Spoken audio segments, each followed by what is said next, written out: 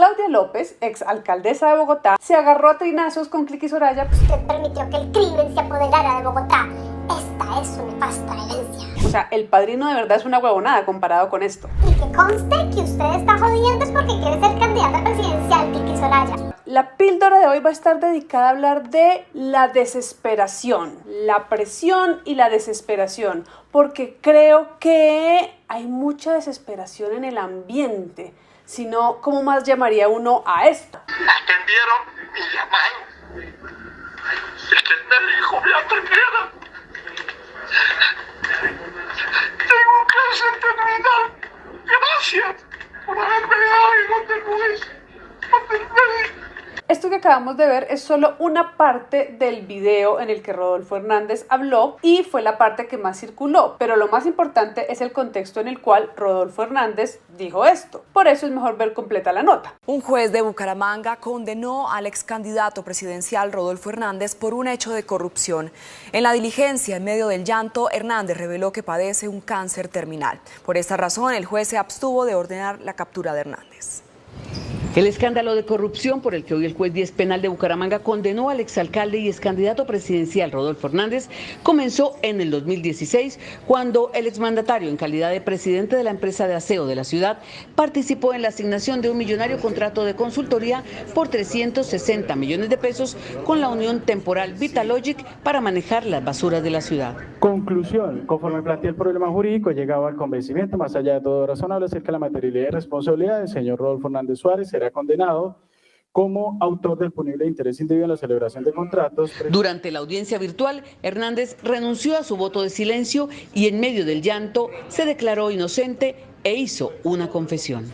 Y aquí viene la declaración de estar enfermo, que es un poco un desenlace que es lamentable a nivel de salud, pero que nos pasa mucho, ¿no? Gente que comete grandes actos de corrupción finalmente llega a la justicia cuando ya está en una situación de edad o de desgaste físico que hace que realmente no cumpla condena en la cárcel, ¿no? Pero más allá de eso, me pareció interesante ver que este viene a ser el desenlace un poco de un personaje que llegó a la política de una manera muy estridente y que ahora se ve legítimamente desesperado.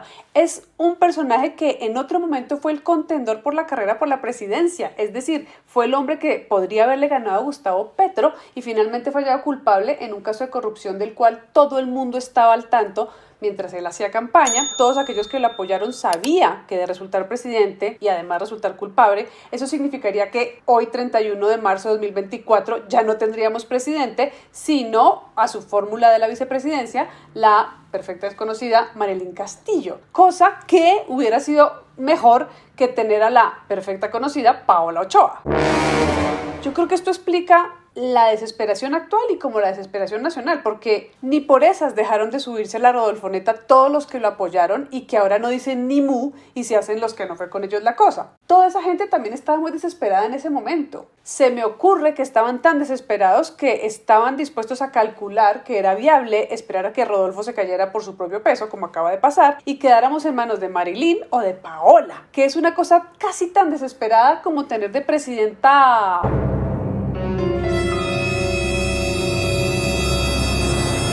Cliqui Soraya, cosa que es posible. Hay mucha desesperación en el ambiente. Hagamos un resumen. Claudia López, ex alcaldesa de Bogotá, ex apoyadora de Rodolfo y ahora observadora callada de la condena de Rodolfo por corrupción, se agarró a trinazos con Cliqui Soraya porque Soraya, muy a su estilo sorayeresco, le dijo que la ciudad gótica en que está convertida Bogotá es la dulce herencia de Claudia López. Claro, ciudad gótica diciendo que es una ciudad muy insegura, ¿no? Y entonces López le contestó. Bueno, le contestó con un trino bastante largo, entonces vamos a ser transversales. Dice, el retrovisor para echarme la culpa por conveniencia política de la futura candidata no va a mejorar la seguridad de Bogotá. Tampoco hacer más de lo mismo, hay que hacer cambios estructurales, Bogotá sigue teniendo 11.000 policías, desde el 2022 propuse a la ciudad, al gobierno y al Congreso que nos dejaran crear nuestra propia policía, nunca nos darían los 6.000 policías nacionales, también propuse quitarles funciones administrativas a la policía, apenas van en el primer debate de 4, también propuse un procedimiento penal rápido, etcétera, etcétera, etcétera. Conclusión, Claudia le contestó, quise hacerlo mejor pero no me dejaron. Y que conste que usted está jodiendo es porque quiere ser candidata presidencial, Cliqui Soraya. Básicamente eso es lo más importante de este trino para nosotros hoy. A lo cual Cliqui Soraya contestó muy sorayamente, por supuesto. Bla, bla, bla, bla. Aquí la única verdad es que usted no hizo nada por la seguridad de Bogotá y los ciudadanos están pagando las consecuencias en medio del terror. Usted despreció la seguridad, despreció, maltrató y culpó a la policía por conveniencia. Usted permitió que el crimen se apoderara de Bogotá. Esta es su nefasta herencia. A lo que Claudia le contestó, además de muchas otras cosas, lo siguiente. Suerte en la campaña. Piroa. Mentiras. Suerte en la campaña, Vicky. Que la hagas de frente, sin portadas y sin careta. Por los votos de Uribe y la plata de Gilinski por tu primer empleo público.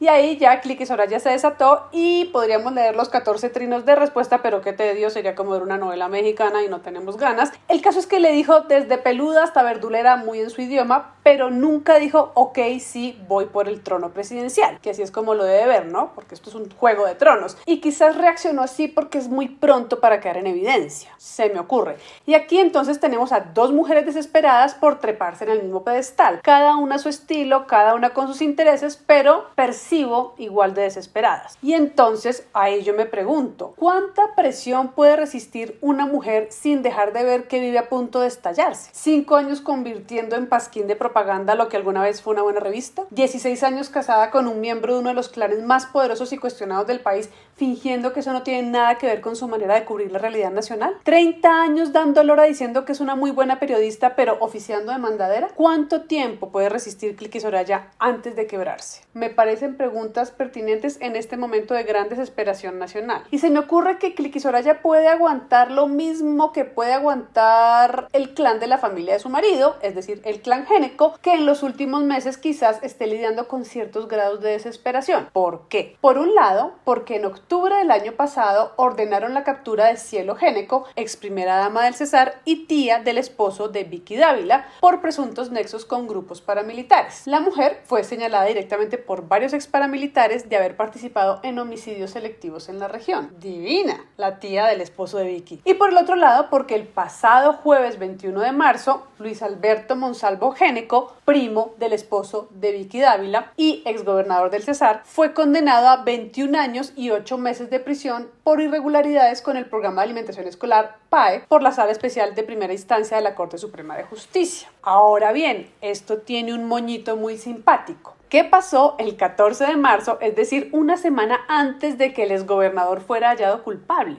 Pues que un fiscal delegado del Tribunal Superior de Bogotá decidió revocar la medida de aseguramiento y cancelar la orden de captura contra Cielo Géneco.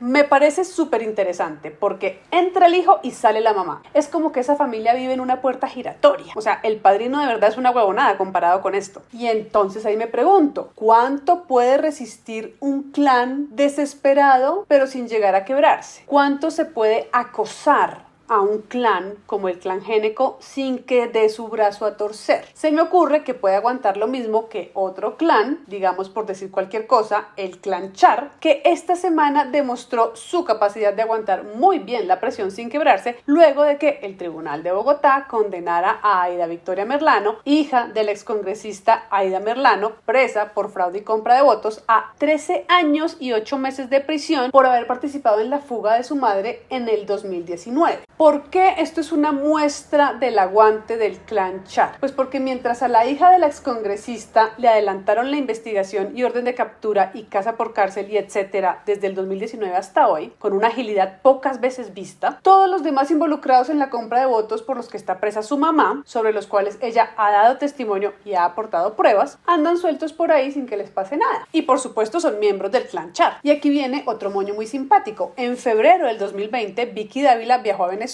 para entrevistar a Aida Merlano porque ella fue a parar allá después de fugarse, y en la entrevista Aida Merlano le entregó a Vicky Dávila pruebas de la participación de Alex Char, ex candidato presidencial, actual alcalde de Barranquilla por tercera vez, en el entramado de compra de votos por el cual ella está siendo la única condenada, y resulta que hasta la fecha Vicky Dávila no ha revelado nada. Sin embargo, Alex Char sí aparece mencionado en el expediente del caso de su hermano Arturo Char, quien fue detenido el 8 de septiembre del año pasado gracias a la orden de captura que dictó la Corte Suprema en su contra por corrupción al sufragante y compra de votos en la red de corrupción por la que fue condenada la ex senadora Aida Merlano en el 2018. Pero como clan es clan y lo demás es loma, en enero de este año Arturo Char quedó en libertad gracias a un clásico de la justicia colombiana: vencimiento de términos. Es decir, una lentitud tal en el desarrollo del proceso que se vencen los términos y la persona investigada queda libre. Cosa que no ha existido en el caso de Aida Merlano, hija, quien fue capturada el mismo día que su mamá se voló. Hay mucho tira y afloje aquí, hay mucha desesperación. Hay que aclarar que aunque la condena de 13 años para Aida Merlano está en pie, su equipo legal interpuso un recurso de casación y mientras ese recurso se resuelve, ella puede defenderse en libertad. Es decir, no hay orden de captura ahora, en este momento ya está libre. Pero entonces, aquí la pregunta sobre la presión y la desesperación se pone todavía más interesante, me parece. ¿Cuánta presión hay que hacer y por dónde hay que hacerla para que Victoria Eugenia Dávila de Géneco libere pruebas contra el clan Char? ¿Cuánta presión pueden soportar Aida Merlano madre y Aida Merlano hija antes de estallar y rendirse en su decisión de señalar la responsabilidad del clan Char en la compra de votos? Bueno, pues a juzgar por la reacción de Aida Merlano hija a la sentencia, estamos respirando. Mientras haya vida, hay esperanza. Obviamente vamos a dar la pelea porque todo esto que está pasando es injusto, es duro. Uno se pone... Tú me entiendes, pero aquí estamos, parados en la raya, vamos a dar la pelea. Porque así uno tiene que dar sus peleas, con dignidad, parqueado, mirando esos miedos de frente y diciendo: a mí nada me va a quedar grande. Lo que sea que a usted le esté pasando, no permita que un momentico de muchos de la vida lo determine todo. Bueno, pues si es cuestión de ovarios, esta pelada los tiene. Claro, tiene 23 años y por lo pronto solo lleva 5 de aguante, al menos a nivel público, digamos.